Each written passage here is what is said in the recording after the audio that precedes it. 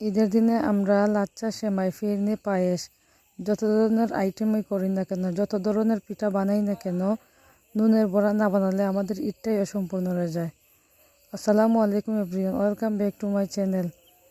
সবাইকে ঈদের শুভেচ্ছা জানিয়ে আমার আজকের রেসিপি শুরু করলাম। আমার আজকের রেসিপি নুনের বড়া। প্রথমেই আমি পাতিলে অনেকগুলা পানি দিয়ে দিলাম। আমি অনেকগুলা নুনের বড়া তৈরি করব। আমি পানির পরিমাণে দিয়ে দিলাম 3 চামচ লবণ, 1.5 চামচ হলুদ, আর দিয়ে দিলাম পেঁয়াজ বাটা। আপনারা যতটুকু পানি নেবেন সেই পরিমাণে আপনারা মশলা দিয়ে দেবেন। আমার পেঁয়াজ বাটা দেওয়ার পরে দিয়ে দেবো এখন আদা বাটা। এখন সবগুলোকে একসাথে ভালো করে জাল করে নেব। এই তো হাই হিটে আমি জাল করে পানিটা ব্লক এসে গেছে। পানিটা ব্লক আসার পরেও আরও 10 মিনিট আমি জাল করে নেব। আমার 10 মিনিট জাল হয়ে গেছে। এখন দিয়ে দেব শুকনো চালের গুঁড়ি। আপনারা যদি ভেজা চালের গুঁড়ি ব্যবহার করেন তাহলে পানির পরিমাণটা একটু কমিয়ে দেবেন, আর যদি শুকনো চালের গুঁড়ি ব্যবহার করেন তাহলে পানির পরিমাণটা বাড়িয়ে দেবেন। এখন আমি চালের গুঁড়ি দিয়ে দিচ্ছি। আপনার কাই পাকানো যত সুন্দর হবে আপনার বড়াটাও তত মজার হবে এবং সফট হবে। এই তো আমি গুঁড়ি দেওয়ার পরে এখন ভালো করে উল্টে পাল্টে নিচ্ছি। গুঁড়িটার সাথে সাথে উল্টে পাল্টে দিলে পানির আন্দাজটা ভালো করে বোঝা যায়, না হয় অনেক সময় কাইটা নরম হয়ে যায়।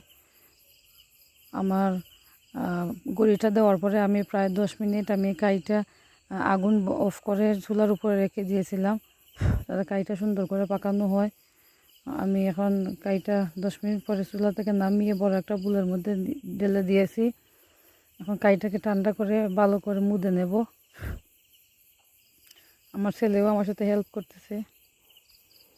কাইটা যত সফট হবে আপনার বড়াটাও ততই সফট হবে। দেখেন আমার ছেলেও আমার সাথে কাজ করতেছে। দেখেন আমি কিভাবে হাত দিয়ে মুদে নিচ্ছি। হাতের তালু দিয়ে কাইটাকে এভাবে মুদে নেবেন, তাহলে বড়াটা ফাটবে না। না হয় বেলার সময় বড়াটা ফেটে যাবে এবং তেলে ভাজার সময় বড়াটা ফেটে যাবে। 2 হাতের তালু দিয়ে ভালো করে কাইটাকে মুদে নেবেন। এখন আমার 10-12টার মতো গুল্লা হয়েছে। এখন আমার বেলে নেওয়ার পালা। আমি একটা টেবিলের মধ্যে কাইটাকে বেলে নিচ্ছি। আর অনেকগুলো কাই পাকিয়েছি, এগুলো যদি খাটের মধ্যে বেলতে যাই আমার অনেক সময় লেগে যাবে, তাই টেবিলের উপরে রেখেই আমি বেলে নিচ্ছি। আমি একেবারে পাতলা করেও বেলবো না, একেবারে গাঢ় করেও বেলবো না।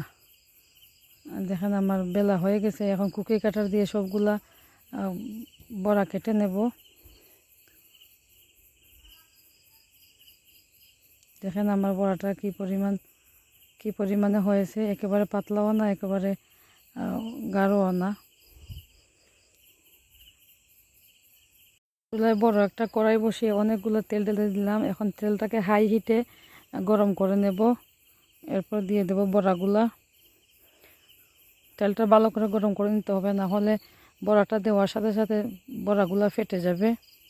দেখেন আমার তেলটা খুব ভালোভাবে গরম হয়ে গেছে, তাই দেওয়ার সাথে সাথে সবগুলা বড়া সন্দেশের মতো ফুলে উঠেছে। অনেকেই আছেন নতুন রাঁধুনি, বড়া বানাতে পারেন না। আপনারা চাইলে আমার ভিডিও দেখে দেখে আপনারাও খুব সহজে বানিয়ে নিতে পারেন। এখন আমি সবগুলোকে উল্টে পাল্টে ভালো করে ভেজে নেব। আপনারা যদি মোচমোচে করে খেতে চান শক্ত করে, তাহলে ভালো করে লাল করে ভেজে নেবেন। আর যদি নরম নরম খেতে চান তাহলে বেশি গাঢ় করে ভাজবেন না, যাতে হালকা হলুদ হলুদ করে থাকে। আমার কিন্তু নরম তুলতুলে বড়া খুবই ভালো লাগে। তো আমার ভাজাটা হয়ে গেছে। এখন আমি তেল জড়িয়ে তুলে নেব। আপনারা চাইলে মাংসের তরকারির সাথেও খেতে পারেন, আবার এমনিও পরিবেশন করতে পারেন, কারণ অনেকগুলো মশলা দেওয়া হয়েছে। এমনি চাইলে খেতে পারবেন। আর দেখেন আমার বড়াগুলো রেডি হয়ে গেছে। আমার বড়াগুলো খুবই নরম এবং তুলতুলে হয়েছে। ভিডিওতে হয়তো আপনারা বুঝতে পারছেন না, কিন্তু খেতে কিন্তু খুবই নরম হয়েছে, সুস্বাদু হয়েছে। যদি আমার ভিডিওটি ভালো লাগে থাকে তাহলে লাইক এবং সাবস্ক্রাইব করে পাশে থাকার অনুরোধ রইল।